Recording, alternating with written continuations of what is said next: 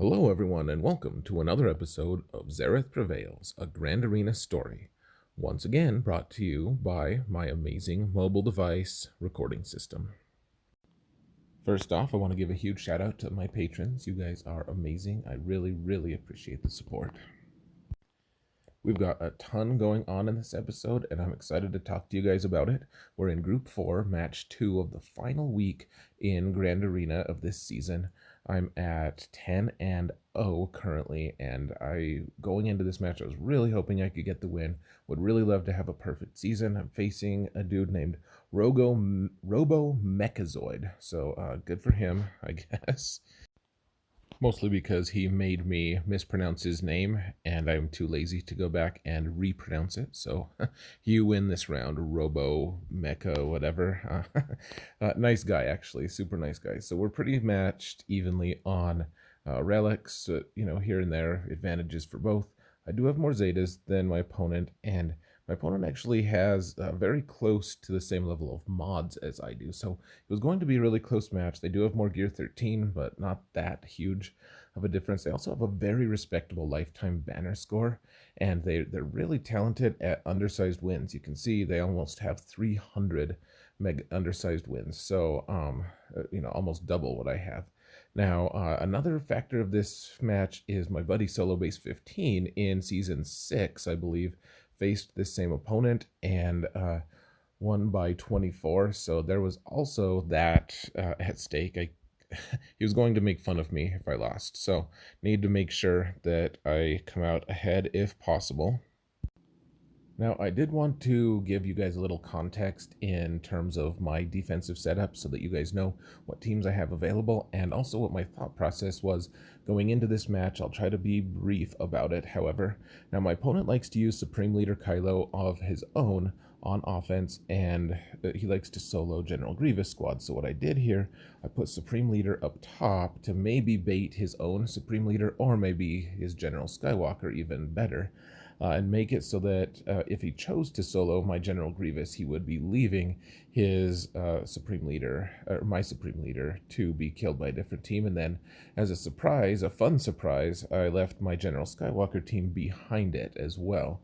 So hopefully he would struggle against that. And then up top, we do just have Padme, and I put my Jedi Training Ray there. I was hoping that he would take the bait and try to solo that team with Supreme Leader Kylo, because he'll time out if he does, most likely. And anyways, when I got into the match, my opponent had actually placed his General Skywalker on defense along with Padme, and General Skywalker was a huge surprise. The bounty hunters are all super high relic, so that was going to be difficult to deal with. And the Nute team I thought I could take. So there's kind of a mixed bag here. A couple good meta teams. I thought maybe the General Skywalker was going to get him in trouble, but I guess we'll see. My opponent did attack before I did, but we're going to go over his attacks at a different time. So first we need to clear this bottom zone. Now, my opponent did fail one of their attacks at least, so I'll provide that as context here. I wanted to see, I had a little wiggle room, needed to see if I could take out a team using my troopers. So these bounty hunters are slower than me, but they're also, it's Relic 5 on Bosk, Relic 2 on Shore Trooper, and then Relic 5 and 5 on the two Fets. And then Dengar's basically untouchable because of stealth. So I need to chew through one of their healths before any of them get a turn. And so it was a pretty dicey move. I finally did manage to get a kill on Boba with the last shot with Snow Trooper. And once you get the first kill with troopers, unless there's some kind of mechanic that allows the opposing team to go after, then or go in between your turns, like you're feeding them turn meter or something, then you can generally just run the board without them actually getting a turn. I did use Terminate to just take out Jango so that he wouldn't revive, which meant that Bosk did get one turn and it didn't do much, and then I killed him. So hooray for everyone but Bosk and his friends, I suppose, if bounty hunters can be said to have friends. So cleared that squad, and now we need to take out the top zone, or the other squad, the top squad, I should say. so that we can have a better picture of what we need to counter. I do have both of my Revens, but I don't want to use them. They have a Relic 7 Nest here, which is really tricky. Decided to take my Nightsisters. This is kind of a scary match for a few reasons, but there's no Jango to auto-kill any of my guys, and my Nightsister Spirit was actually faster than everyone and was able to just one-shot Dooku, which meant that there wasn't going to be perma-stealth on anyone. After that, I could get a mass assist on Droideka and just took out Droideka right away.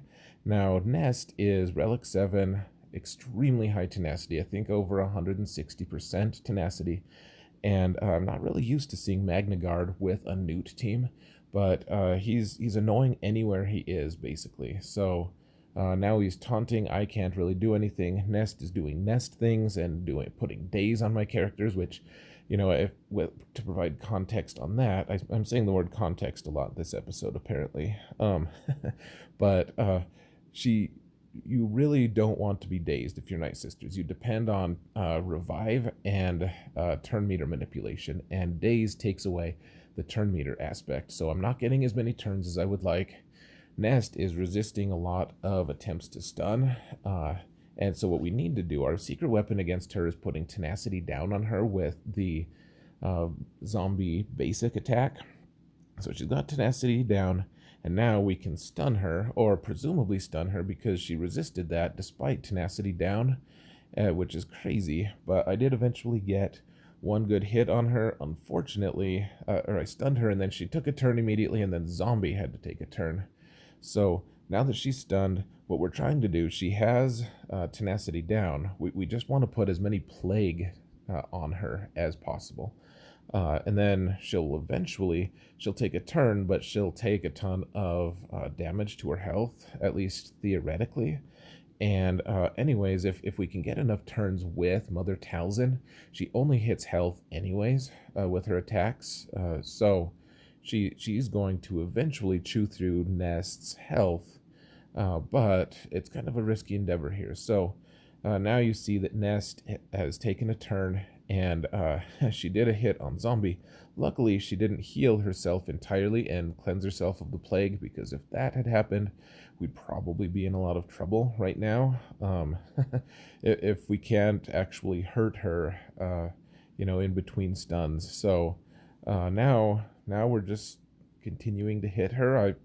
I haven't killed a lot of Nests with Nightsisters, so I think the theory is pretty strong. It can be pretty nerve-wracking until you finally get someone able to hit her hard enough to take her out. So 55 banners there, that was all I was expecting. Happy enough with that, considering I got 60 with Bounty Hunters previously. And now we can see what's in the back zone, and hopefully they don't have Supreme Leader Kylo or something else. And luckily for me, they had a Zeta Mul team, and then they had a Nightsisters team as well. So neither team are teams that I really had to worry about. And I actually had quite a few good teams available now. So decided to take my Commander Luke team against their General Skywalker team. This was the biggest worry for me. We need to clear this team, and without my own General Skywalker, I didn't really have a team other than Commander Luke to take it out. That was one reason I wanted to save Commander Luke from that first zone. Luke would have been great, honestly, against that Nest team, but we're trying to take out Commander Luke, and there's a little bit of awkwardness in my decision making. I haven't practiced this a whole bunch, and then his Skywalker was actually tougher to take out than I had anticipated. He's modded for offense, so I was surprised with how little damage I was doing, but that does happen. So we get the topple here, and now the question is, do we taunt with Old Ben or not? How many of these clones are going to actually go and are going to be able to dispel his taunt before Skywalker gets up and starts punching things? So I did manage to get the kill on 5s, and now if we can just take out one more trooper before Skywalker stands up, that's great. I did manage to do that, and my Chewie actually resisted the hit, or rather the daze from Skywalker, so that was also great. Now, I think here I probably should have just used my big hit from Han, or rather I did use it, and it wasn't quite enough, so I ended up taking 3 counterattack hits from Skywalker, which is huge on Han. He almost died. Glad he didn't, obviously. So we need to take out Skywalker as fast as we can, and just pray that he doesn't target Han with any of his attacks when he stands up. So that's exactly what we're doing here. And of course, he just makes a beeline for Han, kills him, and then he was like, "Oh, I'm just going to also kill Chewie for fun, because I'm that kind of guy." And and that's what he did. So lost, but he's alone. And frankly, I mean, as long as you kill all of the troopers, you have to do a specific. You have to use a specific team to be able to beat Skywalker. You can't just like take him out with random Ewoks or something like that. But I did have the teams available here. So one of the things for my General Skywalker, or for my General Grievous team, I put Nute in there to slow his potential soloing of that team with Supreme Leader Kylo, because Nute slows that team. So I had Imperial Probe Droid available here. I decided to use Probe Droid here as well, and here I'm just looking at the different stats and the different leaderships, and it occurred to me Thrawn is actually a slightly better lead in this circumstance, because if someone gets hit and a status effect happens, then I'll at least gain some turn meter. So you need the pre-taunt. Palpatine is also key. He needs to be faster than Probe Droid, or at the very least, Thrawn needs to be faster than everyone so he can hand a turn to Emperor first. However, I did manage somehow to get the first turn, even though Skywalker is pretty fast. So Palpatine uses his healing thing, which then triggers Probe Droid to go. Probe Droid goes and kills himself, and also Skywalker, and problem solved. So not necessarily the best banners in the world, but we also took out General Skywalker, which it isn't a terrible thing, frankly. That was the last obstacle. You know, we still have both Revens. We have a Traya team, and we should be able to clear this relatively easily. At least that's the hope. Now, at first, I was going to take my Jedi Revan team against their Padme, and then I realized, oh, hey, actually, I have my Darth Revan team available. I never have the full team available for this, so that was exciting. Against the Padme team, you always want to open up with Lightning, or Force Storm, whatever it's called, and luckily it stuck on most of them, and then Bastila goes and follows it up with her own lightning and takes a ton of health on all of these guys down. Then you can throw a grenade with HK, killed Anakin pretty quick. There's Death Mark on Padme, so she went down easy, and now we just have to take out the remaining characters, which 3PO is not a huge threat. This is a pretty strange team, actually. It has both Jedi Knight Anakin and Grandmaster Yoda, which meant that my opponent's Jedi Revan team was without any kind of really hard-hitting character on it. I assume that that's meant to be some kind of a Supreme Leader Kylo counter, but it does kind of leave that team high and dry. At the end of the day, though, I got 59 banners against a really stacked, really fast and strong Padme team, and that was great news, obviously. So there aren't any meta teams left here. The closest to that would be Nightsisters. So decided to go for the Nightsisters here first, and for that we just have our Kylo Ren unmasked with Watt. I thought that Watt was going to be used as a counter to his Supreme Leader Kylo if that became necessary, but he didn't place him on defense. So he just gave the taunting tech to Kylo Ren unmasked first, and all of these Nightsisters are very high relic. It's a fairly scary team, but as long as you can get that taunt off, and then you can get the weapons tech from First Order onto First Order Executioner early, that's great. Unfortunately, Executioner actually got a turn before he got the weapons tech, and I killed Mother Talzin, who was their only Gear 12 on the team. He managed to kill Mother Talzin first, and Zombie just revived him. And at first I was like, what?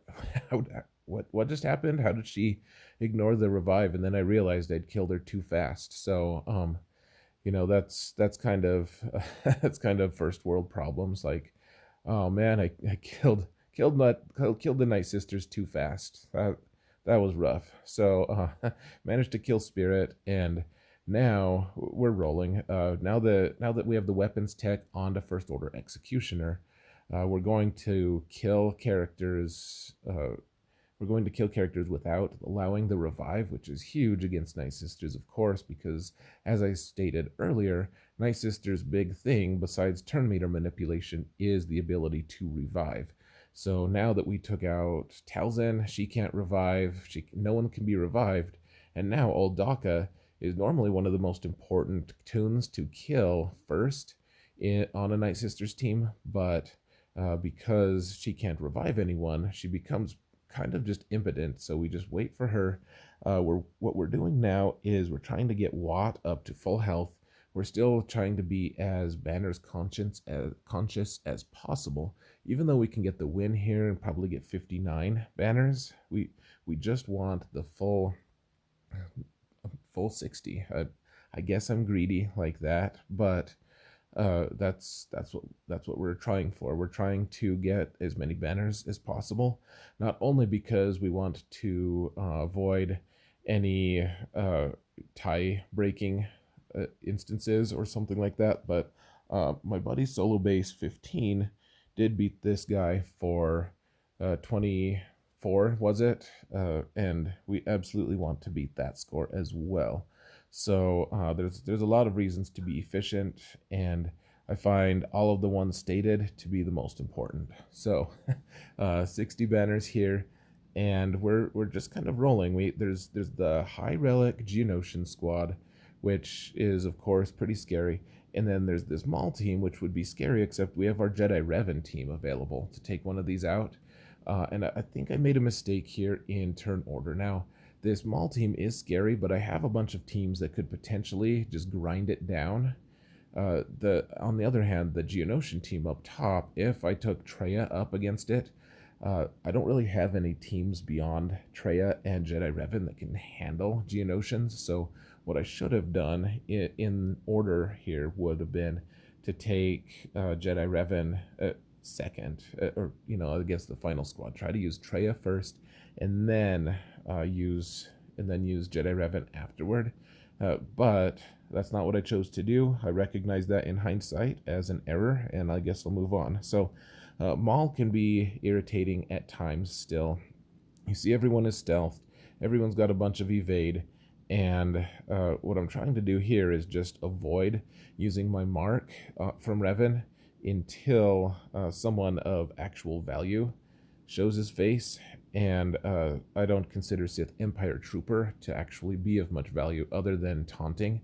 We want to take out that Sith Trooper, the regular, he's not really regular, he's red. We want to take him out though as fast as possible because he's going to get more and more deadly as the match goes on. Now that he's gone, we can really just focus on whoever. Darth Vader had gone, and because I had tenacity up, he didn't land any debuffs, which is pretty bad for Vader. And at some point, I did just manage to kill Vader. This match would probably have been a pretty tough one if I had had to use an off-meta team. But frankly, it's been a long time since Maul was meta, and all of these characters are well geared for the most part, and they have good synergy, but they're no Jedi Revan. Jedi Revan just walked all over them for 60 banners, and now I'm just hoping that my Traya squad will actually hold up against a fully relict, armed and operational Geonosian squad. Now, one thing I do want to point out is that my opponent had not finished attacking at this point. They had attacked, but they were not completed. They weren't completely done. So one thing I want to point out as well is someone on my Discord server by the name of Whipspy. I'm so bad at pronouncing some of these names. It's like people create names just to mock me or something, just to defy my ability to pronounce them. So what they've been doing is actually using just Traya and Nest to just as a duo to take out Geonosian teams. And I would love to test that actually against a high relic Geonosian team with my relic 7 nest. But in this case, I just couldn't afford to test that.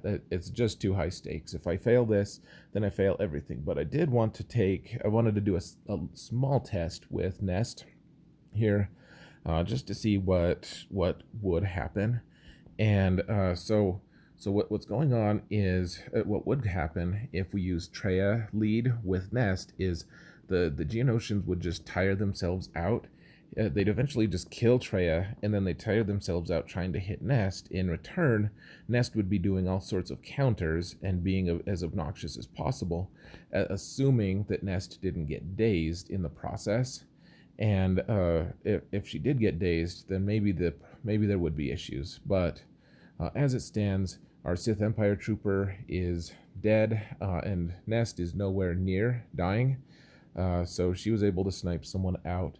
And then there was the danger period for Nest where if she could get one shot by spy potentially with a big hit, but that didn't end up happening. And now we've killed a couple Geonosians, and the question is, can we just finish off the Brood Alpha? And the answer was obviously a huge yes. Nest did her AoE just for fun and followed it up with another kill. So 55 banners is not bad.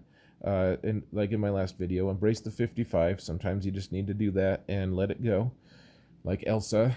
And now we've got both of the zones, or all three of the zones rather, cleared without much hassle. The General Skywalker team obviously took a couple shots, but there's a 5-star negotiator in the back here, and honestly, the math of this said, of the match said, if I can first time clear my opponent's negotiator team, then I'll win regardless of regardless of what their scores are on the bottom zone, regardless of anything. If I can one shot, then I'm going to win.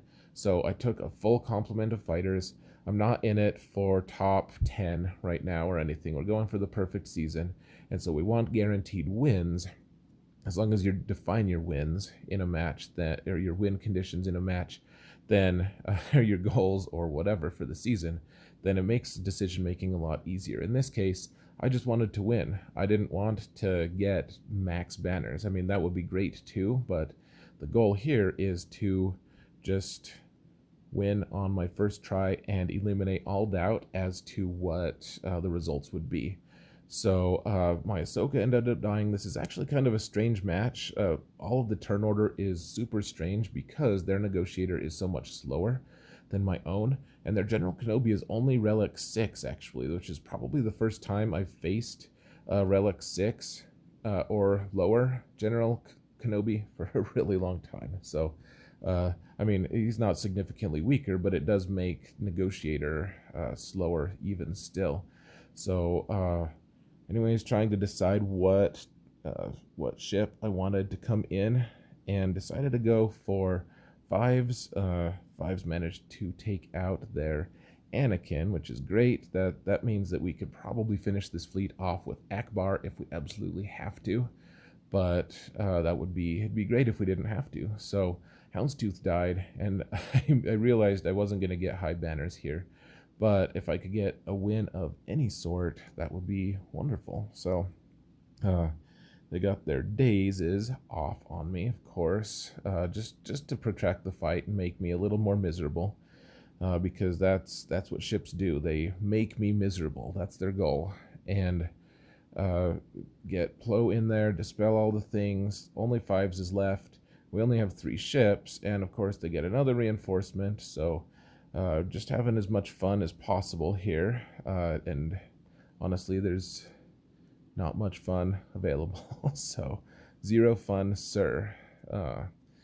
And of course they're the 2 of the most tanky characters or ships in Galactic Republic, and they're all highly geared, so it's going to be tough. And honestly, though, there's not much to be said. They're not going to actually hurt my fleet unless they get the B-Wing bombing attack off, but that didn't happen. Luckily, it got 59, And I guess I was fine with that, frankly. Like, I got the win on the first try, so mathematically, my opponent cannot beat me at this point. And so I secured the win happily. And at the end of the day, my opponent did attack the bottom zone and had run out of gas at that point, so I ended up winning. Now, they used Supreme Leader Kylo on my own and failed in the mirror match, so they had to use Commander Luke to take that team out. And that's pretty rough, honestly. That meant that Padme, they had to use a couple teams. They had to use a couple teams on the Jedi Training Rey team. He apparently used his General Grievous to just stomp my Grief Karga Bounty Hunter team, so that was annoying. And then he tried one time on Geos and just couldn't beat General Skywalker. My opponent said that after he failed that first time against my Supreme Leader Kylo, he realized he just needed to focus on clearing as many zones as possible so he could make Kyber next round, which is a good strategy. If he's going for Kyber, then solid. Anyways, I am happy enough that I got the win, of course. I'm at 11-0 now, hoping to go into the finals and get the win for the perfect-ish season. And anyways, my opponent was really great. I don't mean any negativity at all directed at my opponent. Great guy. He actually messaged me to wish me good luck and a good match before I messaged him, which is extremely rare, actually. Almost no one ever messages me out of their own initiative. I'm usually the one doing that, so kudos to him. Great opponent, would play again, of course. And the finals is going to be tough, though. My opponent has an ultimate Galactic Ray, and no one has been able to beat it yet since they got Galactic Ray. So that's going to be fun. So stay tuned for that awesome thing. But for now, I'm just excited. I've gone 11-0, and I have a chance, I have an opportunity to get a perfect season, which is wonderful. Really excited about that. We'll see how I end up doing, but yeah, stay tuned for that. And I'm going to let you guys go. Please have a wonderful day or night or whatever. Thank you so much for watching. And remember that in all things, Xaereth provides context, and he also prevails.